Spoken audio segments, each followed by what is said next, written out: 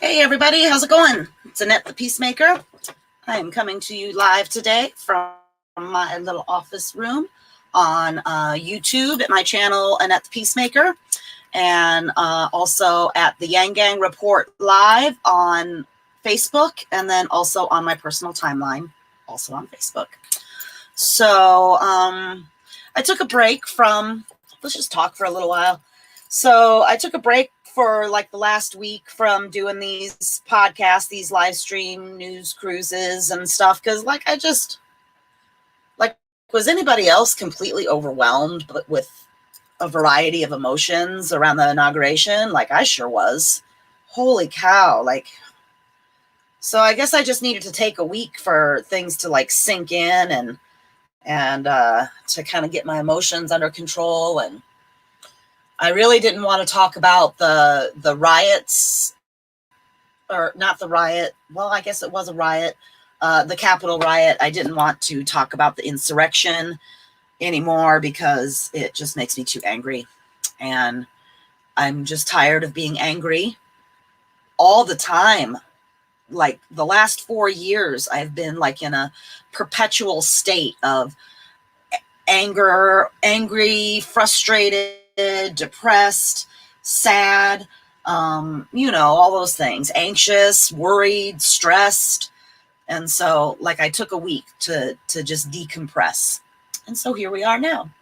So today I really am just going to kind of cruise around the internet with you guys, whoever is watching.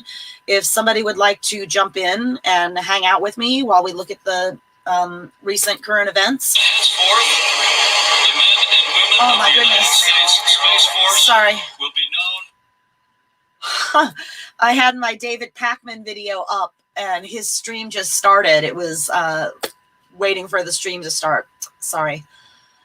So Joe Biden is about to go live to speak about some things. And I guess David Pakman, from the David Pakman show, he's really good. I tend to watch him.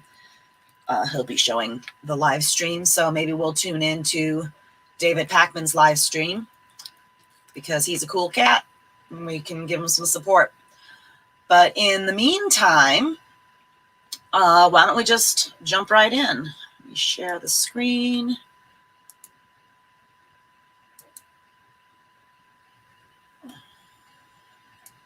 Oh, what I was going to say is that if you would like to jump in and join me, you can. Just let me know in the comments that you actually, hold on, I'll just put the paste. All right. I just put the link to the stream in the comments here. So if y'all want to jump in, you sure can. All right. Look at how cute David Pakman is. I don't know what's going on here, but all right. Well, since this is a Yang Gang page or a Yang Gang featured thing, let's look up Andrew Yang.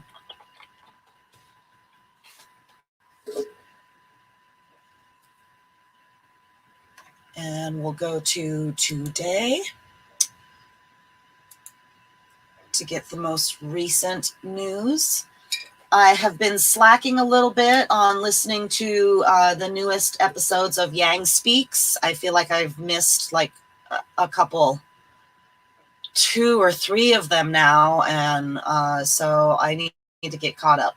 So here we have our Yang Gang brother, Matthew Skidmore, on the Matt Skidmore show. And he is showing, okay, so Yang was on this show, Squawk Box. So let's watch this. Anybody that is just now learning about Andrew Yang or wants to learn more about Andrew Yang, hold on, let me pause this so I can say what I have to say. If anybody wants to see any past interviews or appearances on television or town halls or debates or anything like that, anytime Yang utters a word or many words, the Matt Skidmore show will have it on his channel. He is the go-to guy for all things Andrew Yang. All right. So let's go ahead and watch this now. Currently a microcosm of pretty much all the hardship the disease has created. That includes joblessness, small businesses suffering, an uneven rollout of the coronavirus vaccine, and fears over new strains of the virus. Joining us right now to talk about all of this is a man who wants to run New York City mayoral candidate and Democratic presidential candidate. Andrew Yang is with us. Andrew, it's great to see you today. Help us with this. New York is a microcosm of the country, and one of the things we're seeing is lots of people fleeing New York City. We're also seeing them flee other high-tax states like California and elsewhere. What would you do to both keep them from going and hopefully bring them back? Well, you're 100% right that what's happening in New York City is emblematic of what many communities are struggling with, taken to a higher extreme because New York is more densely populated. The costs are higher in many neighborhoods. And so what we have to do is rebuild the value proposition that makes New York City the destination for business, for culture, for commerce, for families, for schools. And that starts with the vaccine. We definitely need to improve the rollout of the vaccine here in New York City because we're having appointments canceled. And that's incredibly frustrating for those of us who want to see New York City get back on its feet as quickly as possible. But speak to the issue of taxes and the economy. For many years, I thought that people actually weren't that mobile, that people would stay in a place like New York City. People would stay in a place like San Francisco because of the ecosystem. Now you're seeing I'm not going to play this full video. We'll wait for it to get. Let's let him answer this next question, and then I'm going to stop and move on to the next one. Like Miami, so anybody that wants to watch the full video, you can just go to YouTube and. What would you do about that? I talked to some of those individuals and people who are running organizations, Andrew, and the reason why they've been based in New York City for so long is because the talent is more densely concentrated here and they can build stronger organizations. So what we have to do is we have to make it so that those families that have made New York City their home, have their schools open, they can enjoy all of the opportunities here that we've taken advantage of for so long. But it's all about the talent. If you feel like you can move your organization to someplace else and still have the same level of efficacy as an organization, that's really the key differentiator. And New York City has had the talent advantage for years and decades, and that's what we have to preserve and in some cases recover. But you understand the world of technology better than most, and I think it's clear that one of the lessons of this pandemic is we're all doing this remotely. I actually am in New York City, but I could be in Hawaii interviewing you and potentially working with you. People live on Slack today. Doesn't that change this dynamic of talent in one city? There are some people. That's a good point. You and I who might be able to beam in from anywhere, but you have to think about the folks who are coming up within organizations, Andrew. And I've talked to CEOs, and they say, and I know this because I've been here too, it is very hard to build a culture over Zoom.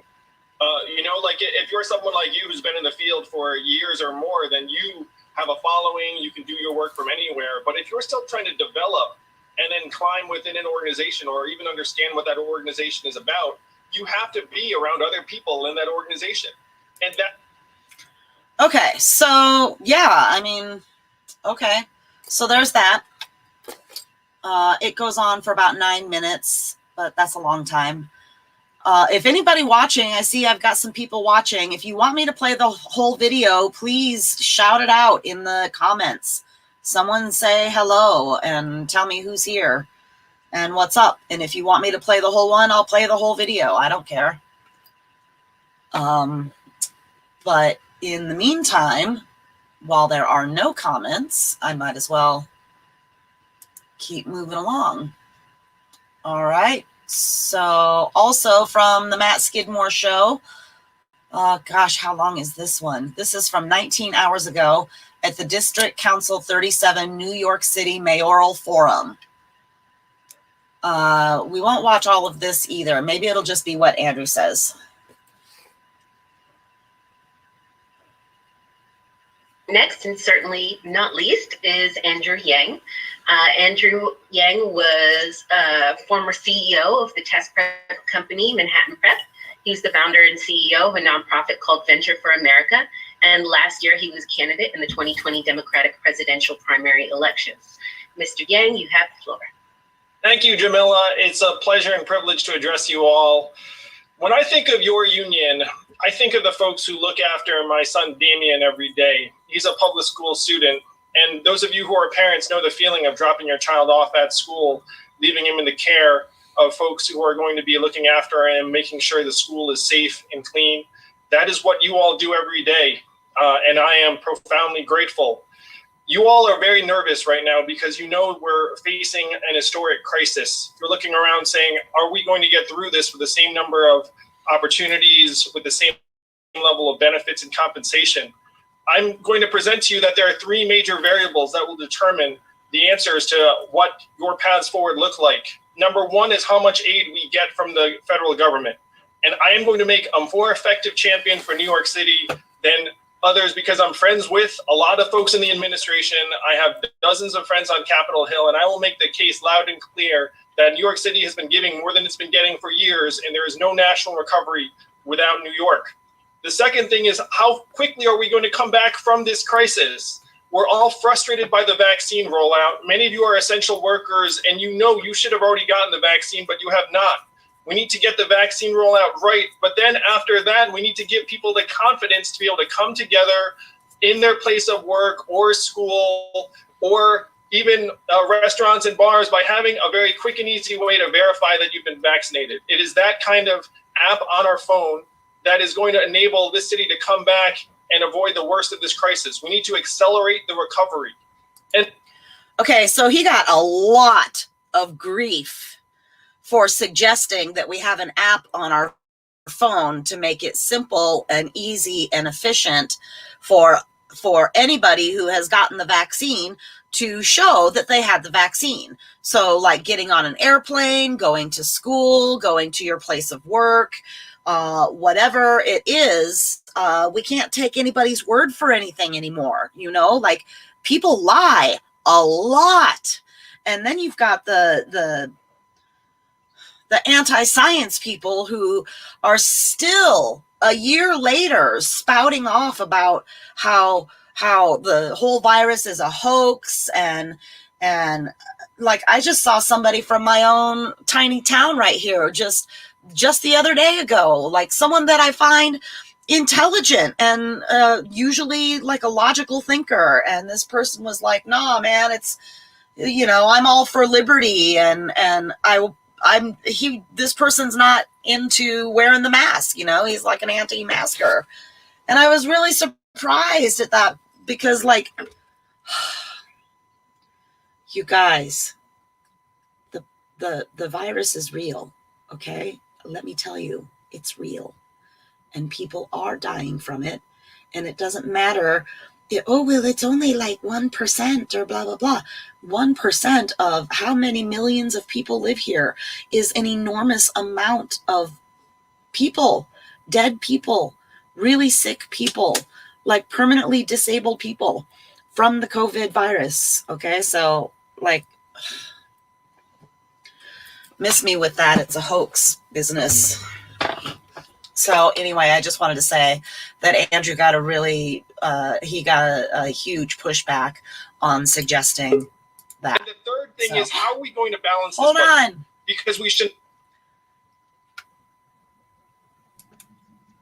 Everybody, this is my little brother, Mikey the Jester. Hey, everyone. Hi. It's been a while. It has been a while. So we're basically just looking at, like, right now we're looking at like recent Yang news, and then I'm going to go over to Twitter because Biden has done some really cool things, a couple of really cool things just recently, and I wanted to go over that.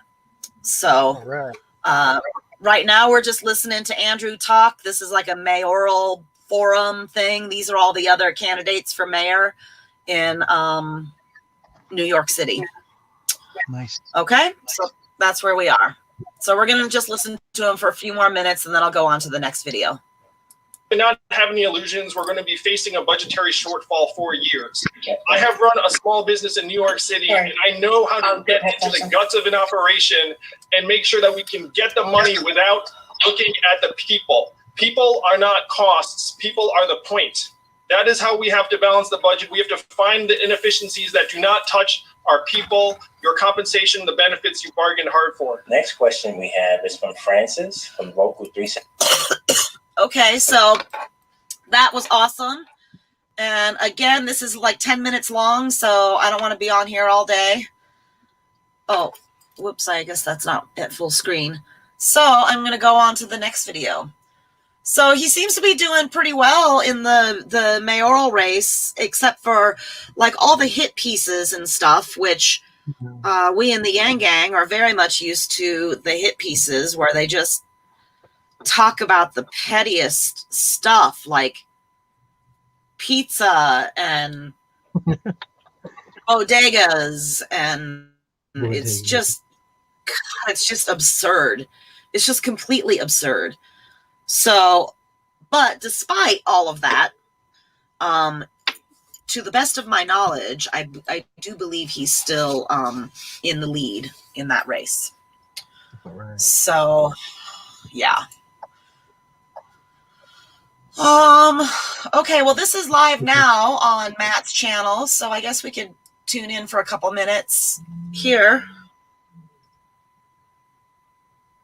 209 people watching. Here's my position on gifted and talented program that I've stated several times. Let's open 5 more schools, use different criterions to allow on the Yang is in group 2, it just said over here.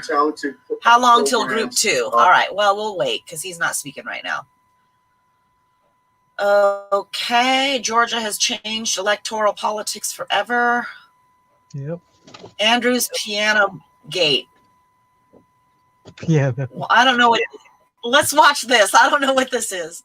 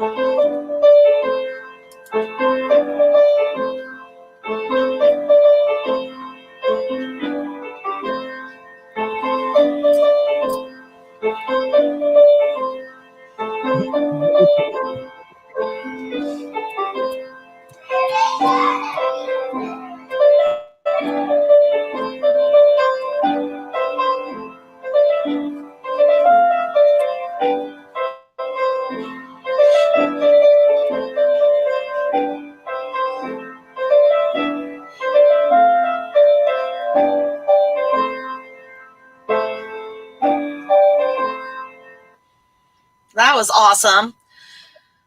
So for those that don't know, Return of the Mac was his campaign like song or whatever. That's the song. Okay, so he just did a thing with Lucy Liu, and she is really heavily involved in not so much politics, I would say more like activism and stuff. New York roots.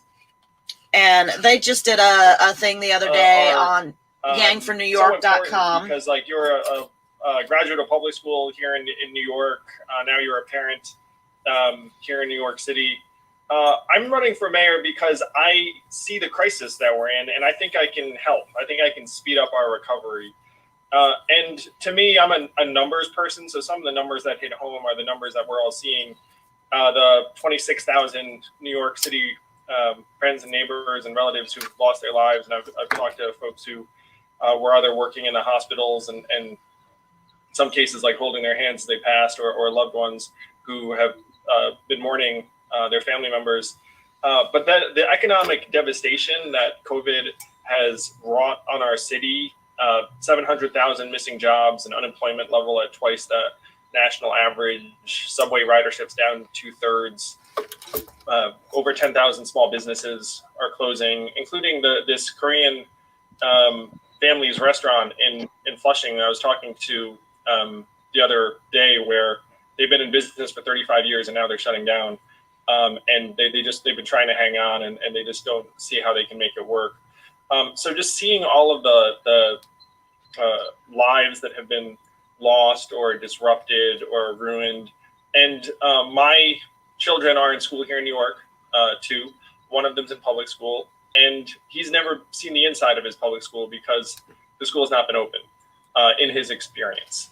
And I think that I can help get us out of this hole faster than the other candidates. I think that we're going to need to do multiple things at once.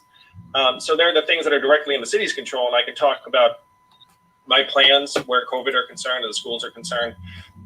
But to me, you want someone who can do a few things. One, make the right decisions on the resources we have and how to deploy them. Two, unfortunately, prioritize, because we're going to have multi-billion-dollar budget constraints even with federal aid. And then three, activate new resources in the private sector or philanthropy or folks who just want to help get New York City back on its feet that might not work for city government. I just think I can activate more of these resources more quickly and get us back on our feet faster, to the tune of, in my mind, like I tend to think of things in value. I think I can save lives. I think I can save us months of recovery time. And if you think you have the chance to do that, then you have to take on that mission, in my mind. I was attracted to running for president because I thought I could advance our understanding of what was happening in our country that I thought got Trump elected, and I thought I could accelerate the end of poverty. I went to Georgia because I thought I could help flip the Senate, and thank goodness that effort was successful, because now we have a real chance at getting aid to New York. And now I'm running for mayor because I think I can help get our city back on its feet. It's a very scary time for people. I feel like people feel unprotected. I think now with the new administration, there's a feeling of more security. And you have a lot of different policies that you have laid out. And I'm just curious about how you feel you will be able to support people and get that message out. And where do you think that money is going to come from? And how will you Okay, so this is long. It's 46 minutes long. I mean, it's not that long by our standards, but anyway, so if you want to watch this whole video, it is voter registration kickoff with Lucy Liu and Andrew Yang on the YouTubes. The piano gate was awesome. That was pretty cool. Okay, so here he is again on the squawk box thing. I don't know very much about this Israel and BDS. I don't know what BDS is. I just really don't know very much about this. But I've watched this guy's videos in the past. D. Pierce, SSC. So he's a military man, a U.S. Army current.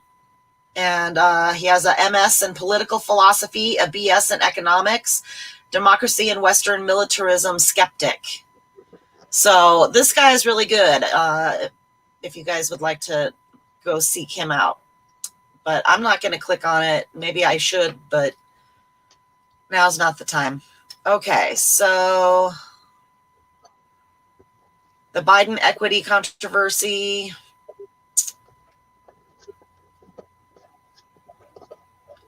Yang requires volunteers to sign sweeping non-disclosure agreements. I feel like that's going to be a slam. Election night 20, no. $2,000 for New Yorkers. Will Yang's basic income fail? Oh, well, with that attitude, it will, because he's already set it up to fail in his mind. Just by putting that word in the title, he is expecting it to fail. That's what it is. Law of attraction, baby. I'm not even going to click on that.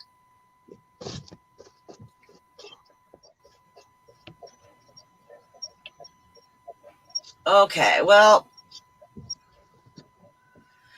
that looks like about all there is for Yang on the YouTubes for today.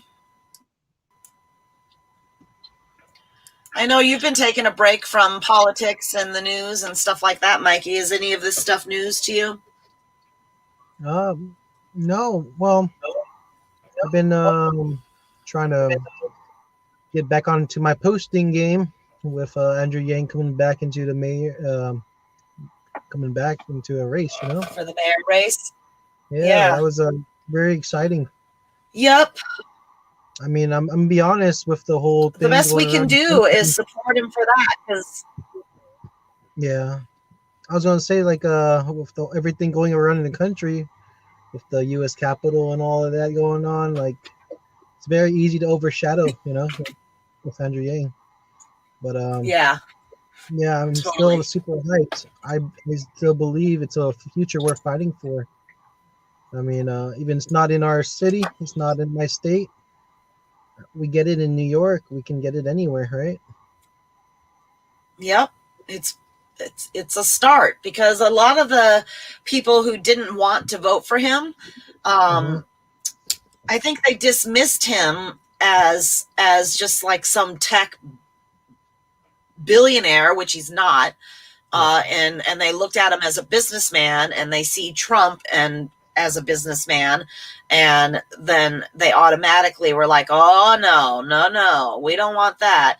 And he didn't have any political or like he had never held an elected position before. So if he wins this, then he will have held a pretty significant elected position.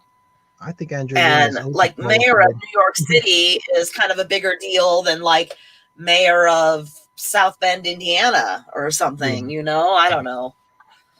So he'll be able to show a little more leadership there Yeah. and stuff like that. So, all right. So here we are in the Twitter land. Politics. Senate rejects effort to dismiss the second impeachment trial.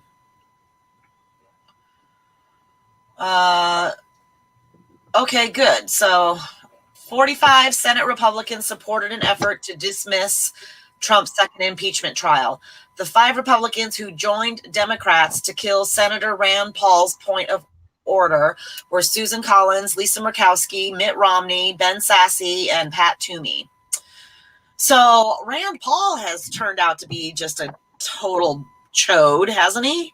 I don't know if you're paying attention, but he's just like a giant douche.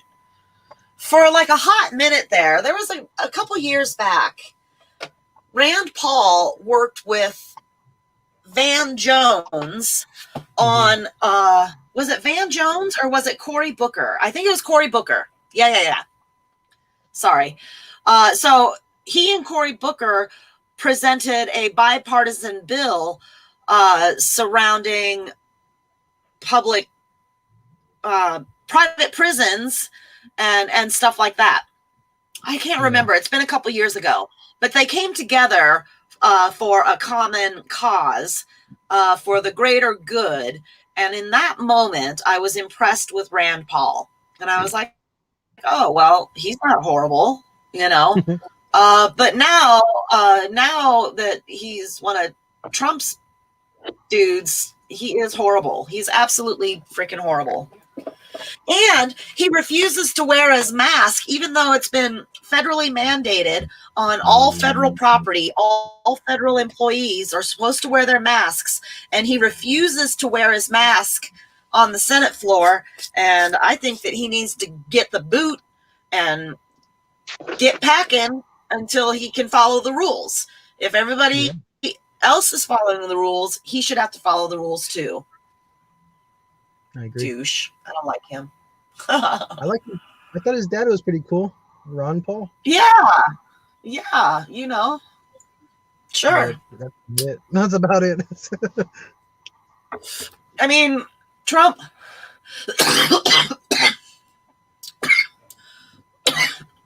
Trump has tainted the pot.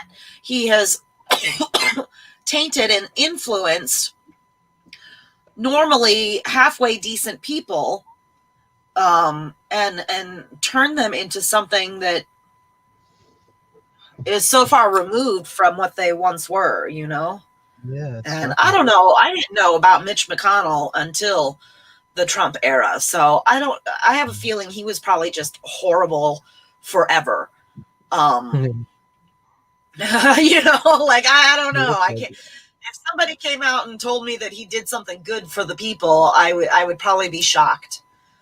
So, okay, the Senate, Reuters says the Senate has voted 55-45 to reject a Republican effort to, good. So the impeachment trial is going forward. Not left, not right, forward.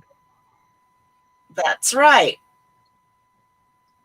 Goes to Senate, testing his sway over GOP.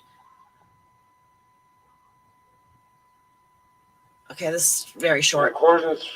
In conformance with Article 1, Section 3, Clause 6 of the Constitution and the Senate's impeachment rules.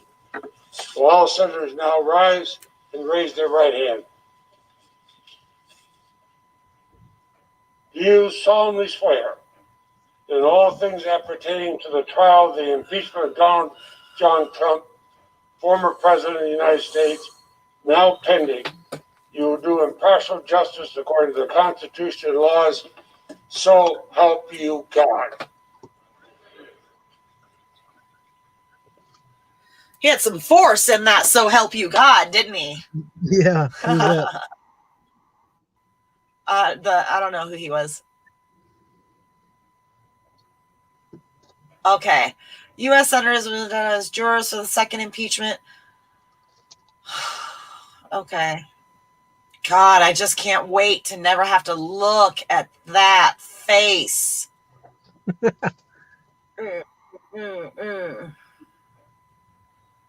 He just looks like the devil to me. Oh, okay, that's who it is. Senate President pro tempore Leahy. And yes, I've seen him in other things before. I watch C-SPAN a lot as entertainment. Look at Rand Paul sitting there all salty.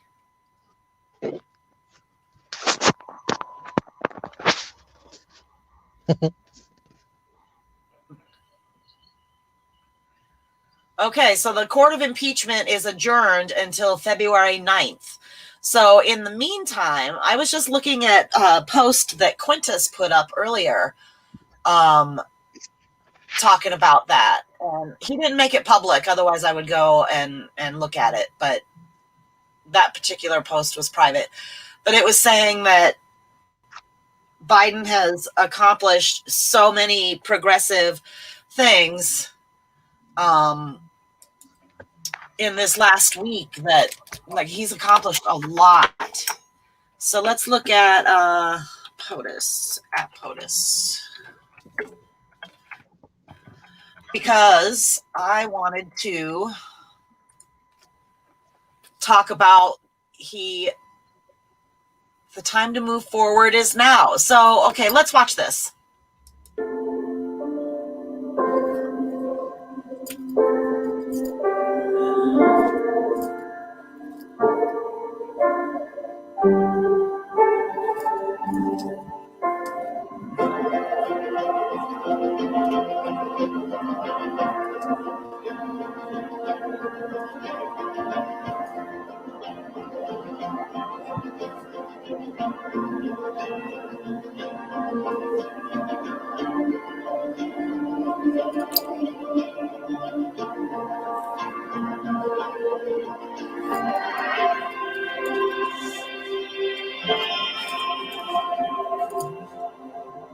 I mean, that's really nice. I can't lie. Yeah.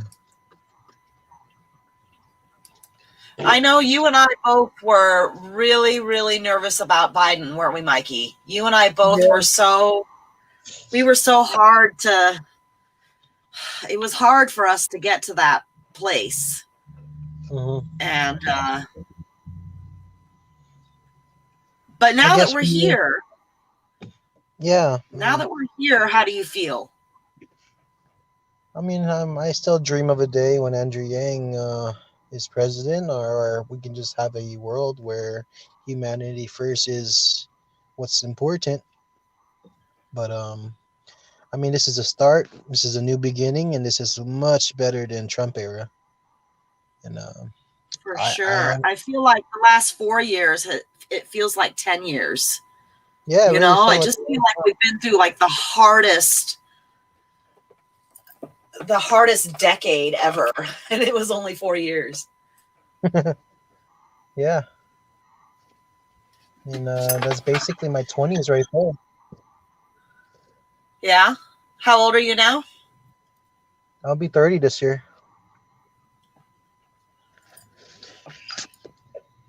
So yeah, it's never too late to Okay. get into politics. It's Well, never that's too late okay. to Better late than never, man. yeah, for My sure. mom didn't vote my mom didn't vote for the first time till she was probably into her 60s. Oh, wow. And I made her do it. You know, I was like, no, man, you have to vote. We have to vote. And I think that it was for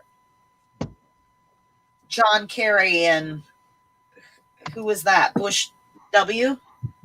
Bush W. I can't remember.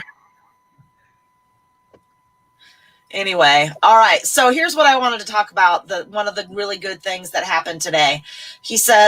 President Biden says, no one should be profiteering off of our criminal justice system. That's why today I ordered the Department of Justice to end the use of private prisons by the federal government. So that is fantastic. That's good. I thought that was already a thing. What the hell?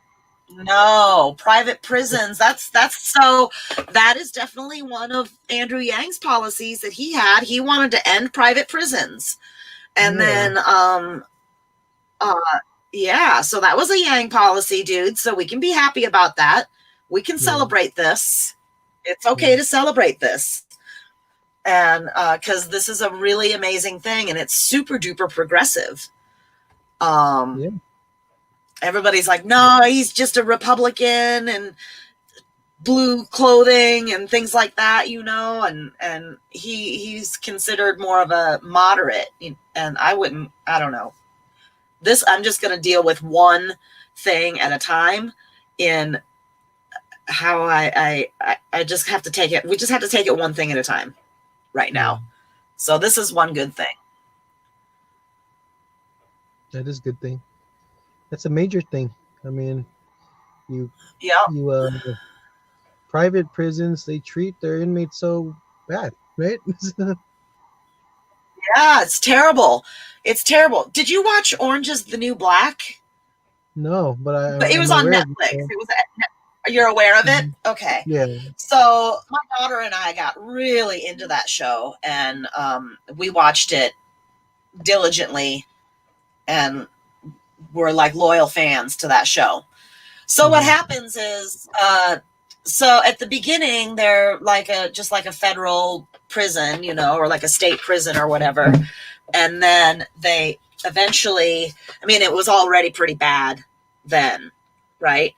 But like they at least were like, they were able to take some classes and do some schooling, and they were learning a bunch of cool new things. And so like parts of prison's not supposed to be fun. Parts of it were really, really bad, but then they were doing like some halfway decent things. And then the prison got bought out by like a private corporation, and then everything just went way worse. So like they cut down the number of beds that they had. They cut out all of the extracurricular stuff, all of the schooling and all that. They cut all that out of the budget, and like counseling got cut out, and all this and that, you know, and it just like plummeted. And then eventually, like everything just got so shitty that the prisoners ended up rioting. And that's all I'm going to say, because I don't want any more spoilers beyond what I've already given for anybody who has not watched the series. It was so good, but it really, really showed like the impact of private prisons and stuff like that. So and how they like wheel and deal with the prisoners as a commodity. Like they have like monetary value, and it's really gross. Yeah. So maybe this will hopefully lead to, so this quote tweet right here says, district attorneys, wait, where is it? Here it is. Falling asleep in one's vehicle at a drive-through, failing a sobriety test, and fleeing the scene on foot should not be punishable by death. Killer cops will not reform themselves. Repeal qualified immunity. Black Lives Matter. Okay, so I agree with this wholeheartedly. And so maybe because this is so progressive, maybe eventually that will lead to this happening, the qualified immunity thing, which means that they can't get in trouble for killing somebody because they're a cop. That's how they're able to get away with it. Yeah. All you got to say is, I was afraid. I was in fear for my life. Yeah. Yeah. I mean, yeah, we have body cams now, but you could always turn it off. And Yes, then they do, don't they? They turn them off all the dang time. They need to have something that. But Andrew Yang said that basically, if you turned it off, then you can get in trouble, right? Yes, you would be punished if you turn it off, or they have to be equipped with cameras that can't be turned off. Yeah. I mean, and it's on from the time you clock in to the time you clock out. Technology is really the key for everything. Did you hear about robots being normalized pretty soon? Oh yes, the one with the female robot. Yeah, Sophia something. Yes. Okay. Do we know anything about this Janet Yellen for the U.S. Treasury? I don't. Mm-mm. I hope that she's a good person. I heard in the news this morning about it. Yeah.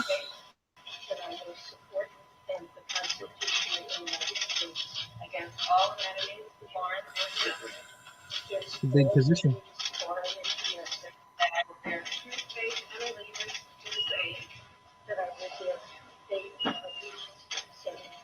That I take this obligation freely, that I take this obligation freely without any mental reservation,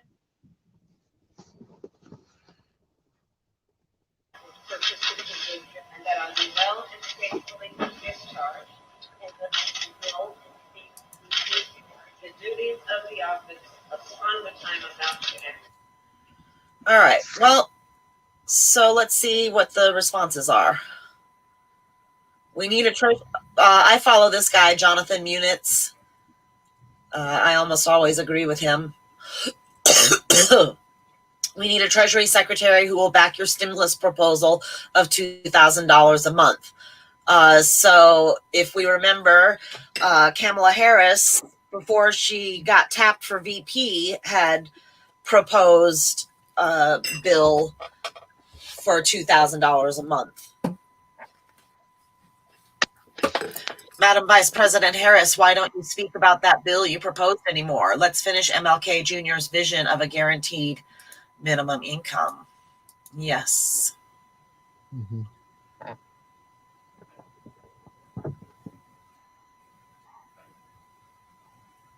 Okay.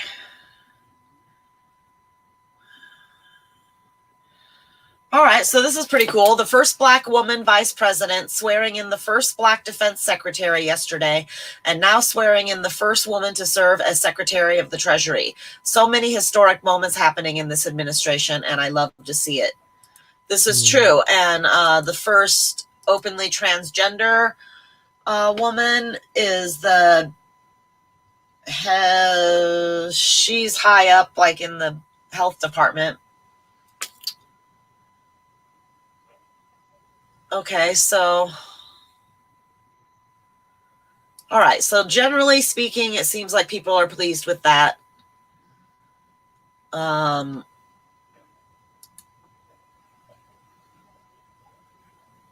less than a weekend.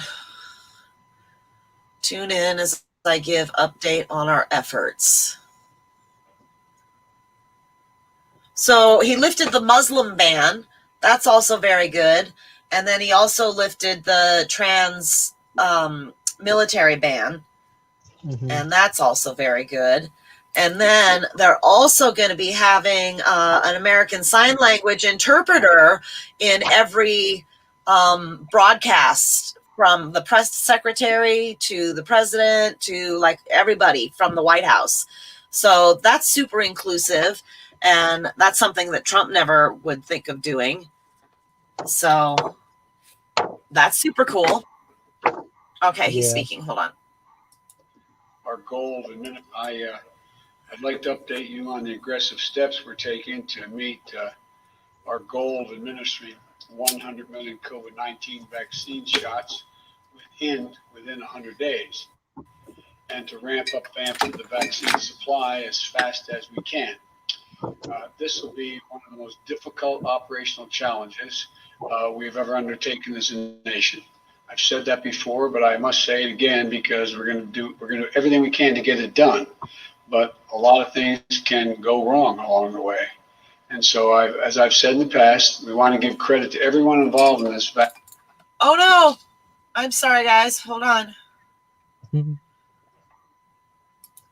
What happened? Here we go. Sphere. Forgetting the program. I didn't do it, I promise.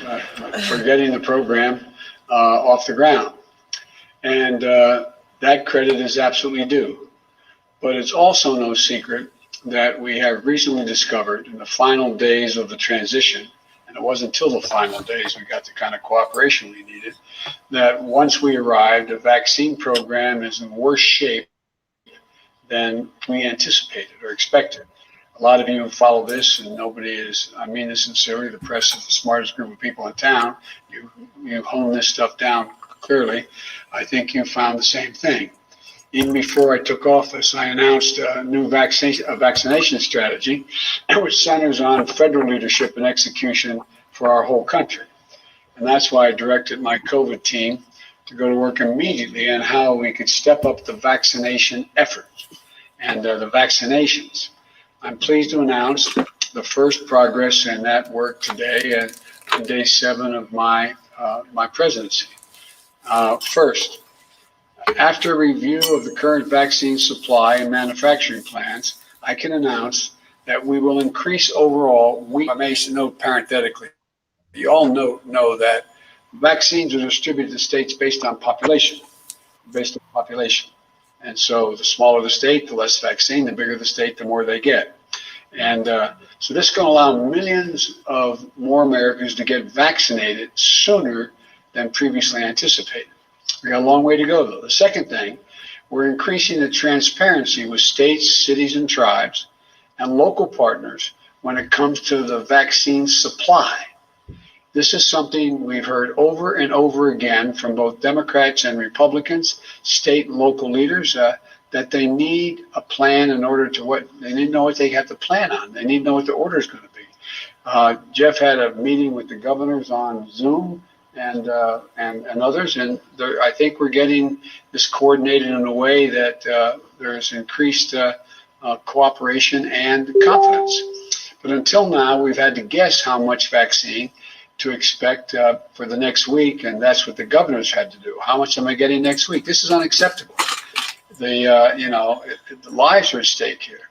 From this week forward, God willing, we'll ensure that states, tribes, and territories will now always have a reliable 3-week forecast with the supply they're going to get. So they'll know 3 weeks ahead of time what's going to be there in the 3rd week. This is going to help make sure governors, mayors, and local leaders have greater certainty around supply so they can carry out their plans to vaccinate as many people as possible. So we will both increase the supply in the short term by more than 15%, and give our states and local partners more certainty about when deliveries will arrive. These two steps are going to help increase our prospects of hitting or exceeding, God willing, the ambitious goal of 100 million shots in 100 days. But I also want to be clear, 100 million shots in 100 days is not the end point. It's just the start. We're not stopping there. The end goal is to beat COVID-19. And the way we do that is to get more people vaccinated, which means we have to be ready after we hit the ground, after we hit the goal of 100 million shots in 100 days. Now that means fewer than 100 million people getting totally vaccinated. It means 100 shots. And it means somewhere between 60, maybe less, maybe more million people will have that, because it requires 2 shots in many cases, not always. So today I'm directing COVID-19 response coordinator Jeff Zients here to work with the Department of Health and Human Services to increase our total supply of vaccine for the American people. And we believe that we'll soon be able to confirm the purchase of an additional 100 million doses for each of the 2 FDA-authorized vaccines, Pfizer and Moderna. That's 100 million more doses of Pfizer and 100 million more doses of Moderna. 200 million more doses than the federal government had previously secured. Not in hand yet, but ordered. We expect these additional 200 million doses to be delivered this summer. And some of it will come as early, begin to come Holy in cow, early this summer, summer? by the mid, That's a by the long midsummer, time. that this vaccine will be there. And the order, and that increases the total vaccine order in the United States by 50%, from 400 million order to 600 million. This is enough vaccine to fully vaccinate 300 Americans by end of the summer, the beginning of the fall. But we want to make, look, I want to repeat, it'll be enough to fully vaccinate 300 Americans to beat this pandemic, 300 million Americans. And this is an aggregate plan that doesn't leave anything on the table or anything to chance, as we've seen happen in the past year. I've said before, this is a wartime effort. When I say that, people ask, wartime? I say, yeah, more than 400,000 Americans have already died. I think it's 411 or 12 have died in 1 year of this pandemic. More than all the people who died in all of Americans who died in World War II. Wow. This is a wartime undertaking. It's not hyperbole. And as such, I directed the team to be ready to exercise all the authorities I have under the Defense Production Act and expedite these vaccines. And we're using the Defense Production Act to launch full-scale wartime effort to address the supply shortages we inherited from the previous administration. We're going to be working across the government with private industry to ramp up production of vaccine, the protective equipment, the syringes, the needles, the gloves, the swabs, the mask. Everything is needed to protect, test, vaccinate, and take care of our people. Well, we've already identified suppliers, and we're working with them to move our plan forward. The biggest problem, I hope you're all asking me by the end of the summer that you have too much vaccine left over. You have too much equipment left over. That's not my worry. I hope that becomes the problem, rather than we somehow find interruptions in supply or access. These aggressive steps to increase vaccine supply come on top of the steps we took last week to get more people vaccinated for free, to create more places for them to get vaccinated, and to mobilize more medical teams to get shots in people's arms. We've directed FEMA, the Federal Emergency Management Agency, to stand up the first federally supported community vaccination centers. And that work is underway. We're working to make vaccines available to thousands of local pharmacies beginning in early February. It's a couple weeks off. And that will enormously expand our reach. Last week, I also signed a declaration to immediately begin reimbursing states 100% for the uses of their National Guard to help the COVID relief effort, both getting people, getting the sites set up and even using some of their personnel to administer some of the vaccines.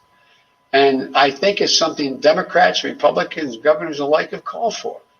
We're also expanding testing, which will help schools and businesses reopen safely and protect the most vulnerable.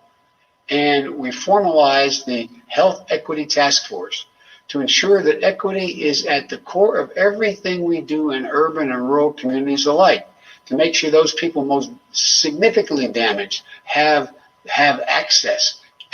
We have to change, we have to move in a direction for those communities that are hard to get to.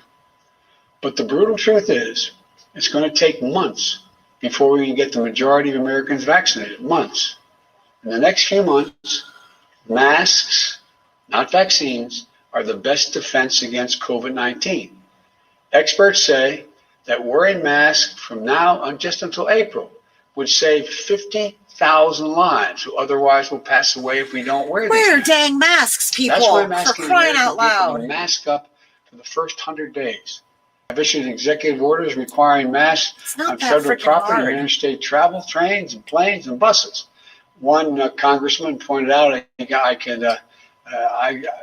used a very colorful term to say, wearing a mask, I tell him to kiss my ear. I'm not going to wear a mask. Well, guess what? Not very American. The fact is, you want to be patriotic. That's probably Rand people. Paul. And new COVID-19 variants we are instituting new measures to deal with these individuals flying in the United States from other countries. You've all if you can hold a second, you've all heard about the strain, the British strain, There's the a new Brazilian strain strain, out. the South African strain. And Several new strains. they seem to be more transmittable, more easily. So in addition to wearing masks, everyone flying to the United States from another country, we need to test before they get on the plane and self-quarantine when they arrive in America.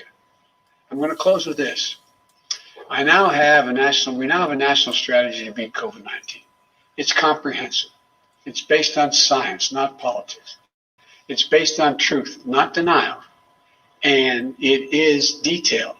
It's going to require Congress to pass the American Rescue Plan to provide funding to administer the vaccines, to ramp up testing, to help schools and businesses reopen, and deliver immediate economic relief to Americans who have been badly needed through no fault of their own. And our plan will take time. Progress from our plan will take time to measure, as people getting infected today don't show up in case counts for weeks, and those who perish from the disease die weeks after that exposure. You know, despite our best intentions, we're going to face setbacks, which I will always explain to you and acknowledge. And let me be clear, things are going to continue to get worse before they get better. The death toll, experts tell us, is likely to top 500,000 by the end of next month, this month, February, and cases will continue to mount. We didn't get into this mess overnight. It's going to take months for us to turn things around. But let me be equally clear. We're going to get through this. We will defeat this pandemic. And to a nation waiting for action, let me be clearest on this point. Help is on the way. We can do this if we come together, if we listen to the scientists. And as I said, tomorrow I say to the press, the entire team will be back in the business of my COVID team of answering all your detailed questions. So thank you very much for your patience. Keep the faith. We're going to get this done. And I'll always level with you about the state of affairs. Thank you. Very nice. Okay, so I actually really liked that. I really had my reservations, and I know it's still really early, but I feel really good about that all that he just said right there. Like, I have some hope. I feel like some inspiration. Like, I'm already all about the mask game and stuff like that. I love the masks, actually. I'm kind of really into them. Here's my little Yang mask that I made with the iron-ons. So, like, I dig the masks. I don't even really mind. I will wear them for as long as it takes. I have a nice little collection of masks. It's just going to be part of my daily wardrobe, you know? I mean, in the rare occasions that I even go anywhere. So when I do go someplace, it's super easy to just throw the mask on. I have a whole collection of them in my car, which is broken down right now, so I can't really go anywhere. But yeah. Okay, so that's good. All right, so today's actions are an important first step when it comes to advancing racial equity and fulfilling the promise of our nation. Promote fair housing policies. I really like this, okay? So everybody that doesn't think that we should be getting our information from social media, like this, I like these kinds of updates. Like this, I like watching channels like C-SPAN, and I like watching our government at work. You know, I like being able to be that fly on the wall, so I can hear what they're talking about, and I can figure out like who we can trust and who we can't, and who's dirty and who's clean and whatnot. You know, like you can tell a lot about a person's character when you hear them speak and watch their body language and hear the tone of their voice and things like that. So like I know a lot of people who say, oh, well, I just don't like to get involved in politics. I just don't pay attention to it or whatever. Well, you better pay attention, because the government is paying and politics are paying attention to you. And if you don't pay attention, then they're just going to walk all over us. You know, like we employ them. They work for us. That's what it's supposed to be. So if you don't pay attention, that's just like hiring some random Joe off the street that you don't even know anything about to come work at your business, and then you don't ever look at them again, and then they're out over there stealing money out of the register, or like stealing products off the shelves, or embezzling money or things like that. Like I've worked in 2 places where the manager embezzled money from the salon, and in one case it was the owner embezzling money through her own business, and then in another case it was a manager that was embezzling money. And dang, you know, so like if you're not paying attention, people will get away. You give them an inch, they'll take a mile. So think of that. Think of your politicians as your employees, and what do you expect from your employees? You know, what kind of behavior do you expect?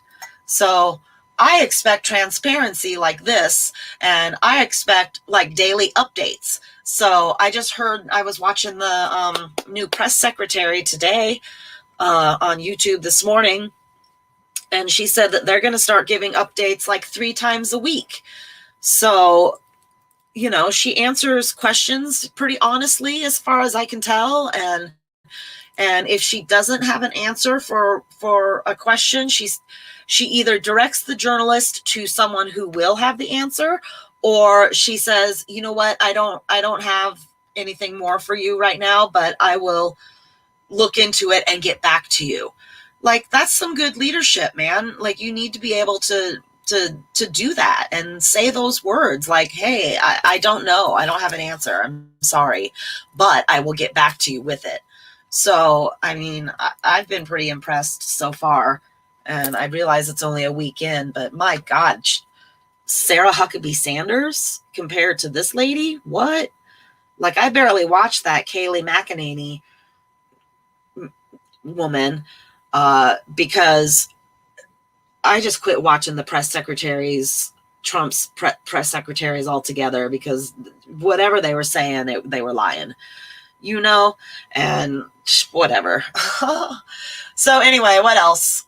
So today, President Biden, he promoted fair housing policies, end private prisons, strengthen the nation-to-nation relationship with Native American tribes and Alaska Natives. That's cool. Combat xenophobia against Asian Americans and Pacific Islanders. So that's really cool because Trump insisted on calling it the China virus over and over again. Hate crimes against Asian Americans and Pacific Islanders increased like exponentially, and everybody all of a sudden just hated the Asians.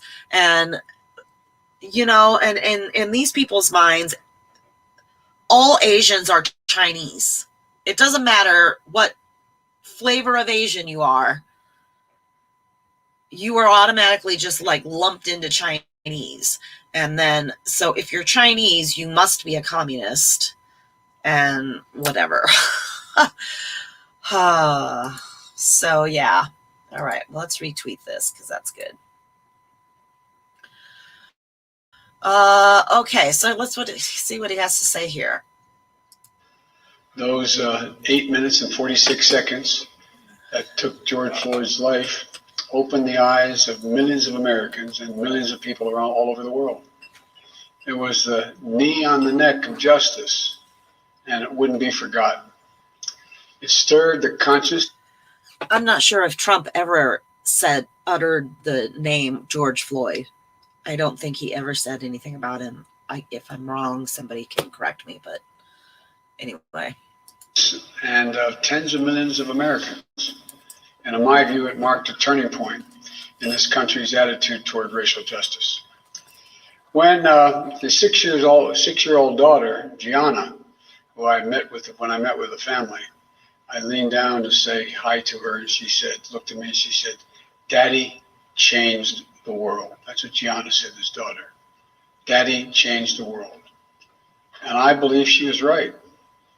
Not because this kind of injustice stopped, it clearly hasn't, but because the ground has shifted, because it's changed minds and mindsets, because it laid the groundwork for progress.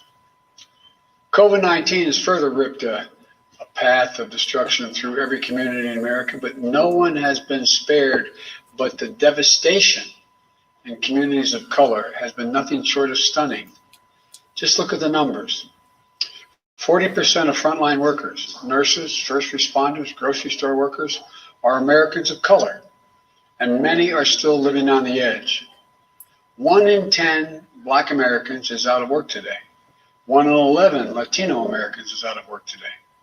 1 in 7 households in America, about 1 in 4 Black, 1 in 5 Latino households in America, report that they don't have enough food to eat in the United States of America. Black and Latino Americans are dying of COVID-19 at rates nearly 3 times that of white Americans. It's not white Americans' fault, but just a fact. And the Americans now know it, especially younger Americans. One of the reasons I'm so optimistic about this nation is that today's generation of young Americans is the most progressive, thoughtful, inclusive generation that America has ever seen. I agree with that. And they're pulling us toward justice in so many ways, forcing us to confront the huge gap in economic inequity between those at the top and everyone else, forcing us to confront the existential crisis of climate, and yes, forcing us to confront systemic racism and white supremacy. It's just been weeks since all of America witnessed a group of thugs, insurrectionists, a political extremist, and white supremacists violently attack the capital of our democracy. And so now's the time to act. It's time to act because that's what the faith and morality call us to do. Across nearly every faith, the same principles hold. We're all God's children. We should treat each other as we would like to be treated ourselves. And this is time to act, and this time to act because it's what the core values of this nation call us to do. And I believe the vast majority of Americans, Democrats, Republicans, and Independents, share these values and want us to act as well. We've never fully lived up to the founding principles of this nation, to state the obvious, that all people are created equal and have a right to be treated equally throughout their lives. And it's time to act now, not only because it's the right thing to do, but because if we do, we'll all be better off for it. For too long, we've allowed a narrow, cramped view of the promise of this nation to fester. You know, we've bought the view that America is a zero-sum game in many cases. If you succeed, I fail. If you get ahead, I fall behind. If you get the job, I lose mine. Maybe worst of all, if I hold you down, I lift myself up. We've lost sight of what President Kennedy told us when he said, a rising tide lifts all boats. When we lift each other up, we're all lifted up. You know, and the corollary is true as well. When any one of us is held down, we're all held back. More and more economic studies in recent years have proven this. But I don't think you need economic studies to see the truth. Just imagine if instead of consigning millions of American children to under-resourced schools, we gave each and every 3-4-year-old child a chance to learn, to go to school, not daycare, school, and grow, and thrive in school and thrive. When they've done that, the places have been done, it shows they have an exponentially greater chance of going all the way through 12 years of school and doing it well. But you know, does anyone in this whole nation think we're not all better off if that were to happen? Just imagine if instead of denying millions of Americans the ability to own a home and build generational wealth, we made it possible for them to buy a home, their first home, and begin to build equity to provide for their families and send their children off to school. Does anyone doubt that the whole nation would be better off? Just imagine, instead of denying millions of young entrepreneurs the ability to access capital, we made it possible to take their dream to market, create jobs, reinvest in their own communities. Does anyone doubt this whole nation wouldn't be better off? Just imagine if more incredibly creative and innovative we'd be if this nation held the historic black colleges and universities to the same opportunities and minority-serving institutions that had the same funding and resources of public universities to compete for jobs and industries of the future. You know, just ask the first HBCU graduate elected as vice president if that's not true. But to do this, I believe this nation and this government need to change their whole approach to the issue of racial equity. Yes, we need criminal justice reform, but that isn't nearly enough. We need to open the promise of America to every American. And that means we need to make the issue of racial equity not just an issue for any one department of government. It has to be the business of the whole of government. That's why I issued, on one of the first days, my whole government executive order that will, for the first time, advance equity for all throughout our federal policies and institutions.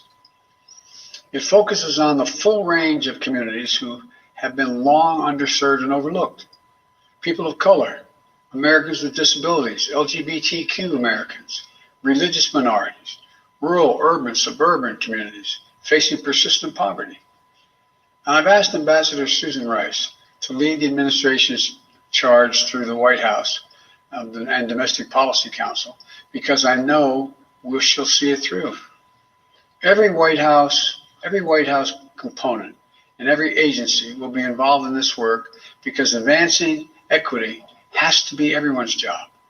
Today, I'll be shortly signing an additional package of executive actions to continue this vital work. Housing, for example. Housing is a right in America, and home ownership is an essential tool to wealth creation and to be passed down to generations.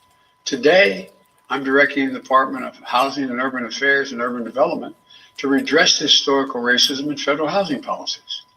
Today, I'm directing the federal agency to reinvigorate the consultation process with Indian tribes. Respect for tribal sovereignty will be a cornerstone of our engaging with Native American communities.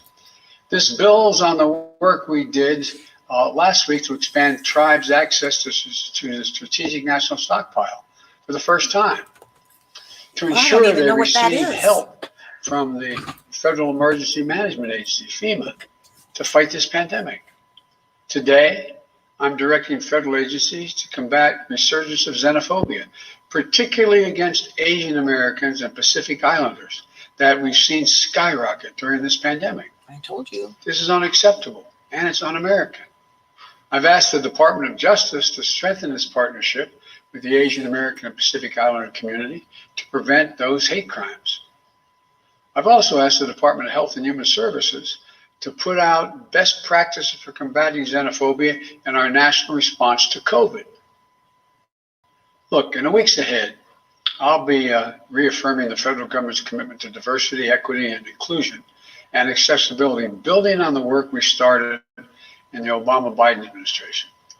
That's why I'm rescinding the previous administration's harmful ban on diversity and sensitivity training and abolished the offensive counterfactual 1776 Commission. Unity and healing must begin with understanding and truth, not ignorance and lies. Today, I'm also issuing an executive order that will ultimately end the Justice Department's use of private prisons, an industry that houses pretrial detainees and federal prisoners.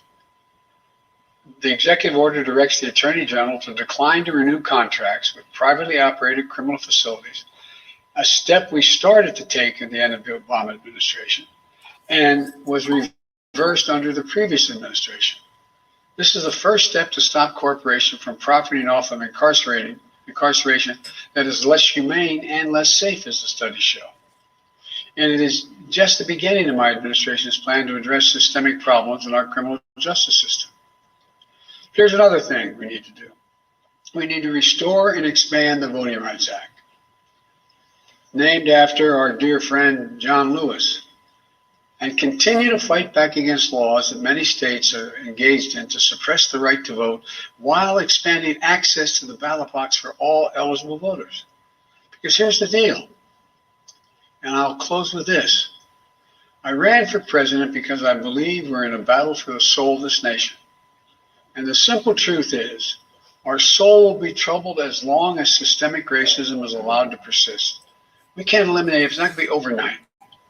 We can't eliminate everything, but it's corrosive, it's destructive, and it's costly.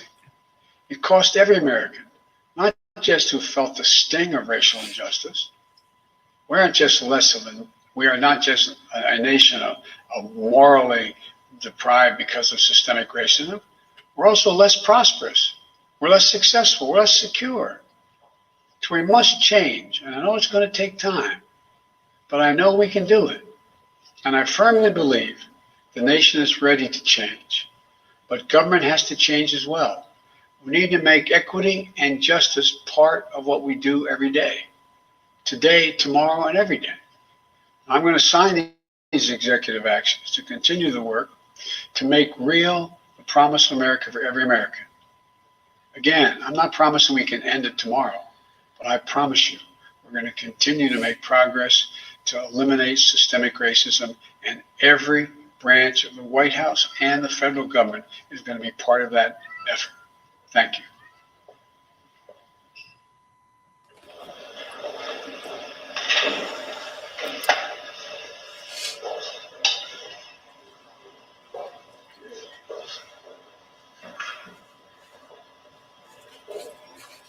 You guys, I just cried because the president just spoke to us without hatred or malice in his voice. Order is a memorandum for the Secretary of Housing and Urban Development to redress our nation's and he spoke to all Americans. Discriminatory housing practices and policies.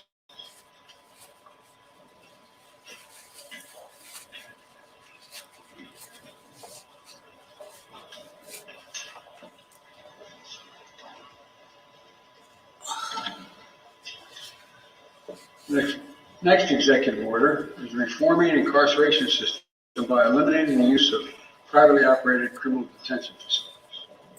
I love that he doesn't have a bunch of people surrounding him in the background and stuff, you know, like I thought that was really weird and creepy, clamoring for the pen and stuff. I didn't like that. Third executive order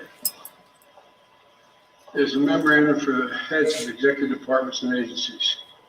Tribal consultation and strengthening nation-to-nation relationships.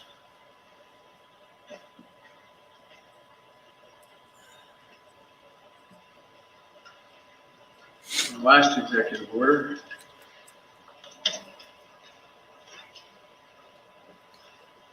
is condemning and combating racism, xenophobia, and intolerance against Asian Americans and Pacific Islanders in the United States.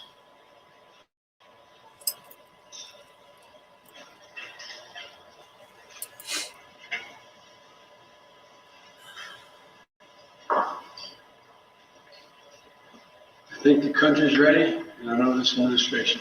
Thank you.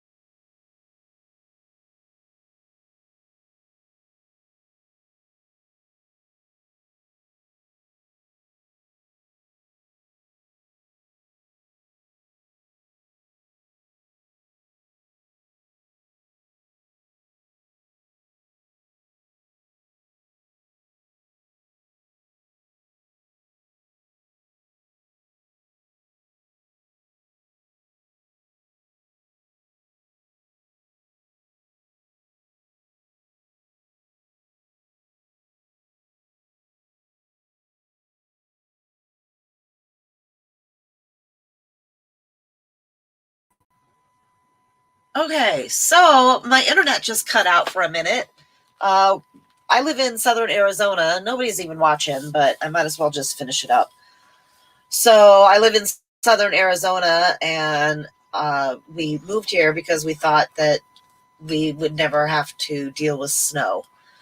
But it does snow here once in a great while, and it just dumped, I don't know how many inches. I would guess a good like 5 inches. It's starting to melt away now. I should have measured it.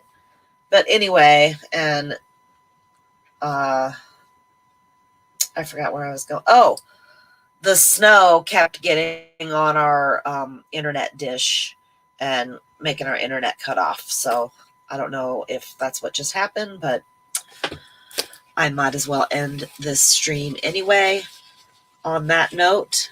And thanks to everybody that tuned in. Hold on, let me put my contact info up. If anybody has ideas, I would like to increase my viewership. So if anybody has any like constructive criticisms, like be gentle, don't be an asshole. But if there's something that I could be doing differently that would make this more entertaining, or to try to get more people to tune in, please don't hesitate to let me know. Like, is there something else that you would like to hear me talk about? I mean, I talk about politics because I don't know what else to talk about. So if there's another topic that you would like to talk about, or if you would like to come on and have a conversation with me about the topic of your choice, then please reach out to me in any of these locations. I look at my Facebook, my Twitter, and my YouTube every single day, sometimes all day. I do not check my Gmail very often, my Yang Gang for Life Gmail. I'm not going to lie. I do pay to have this service, a monthly fee. So if anybody would like to donate directly to me to help me continue doing what I'm doing, at the bottom of the trail here will be my Cash App, Yang Gang for Life. and Patreon, which I've just started, and I really don't understand how it works, but there it is. And then also I use the Facebook Messenger cash transfer feature as well. So there's a number of ways that you can send along a donation to help me pay the fees, and I will try to continue to bring you the news and the current events regarding Andrew Yang. And I'm going to be watching the Biden presidency, man, every day. I'm going to be watching. So if you would like to watch with me, reach out, let me know, and we'll get her done. So, all right. Thanks, everybody. Have a great day. Peace, happiness, and Yang Gang love. Oh, come on now. All right. Bye.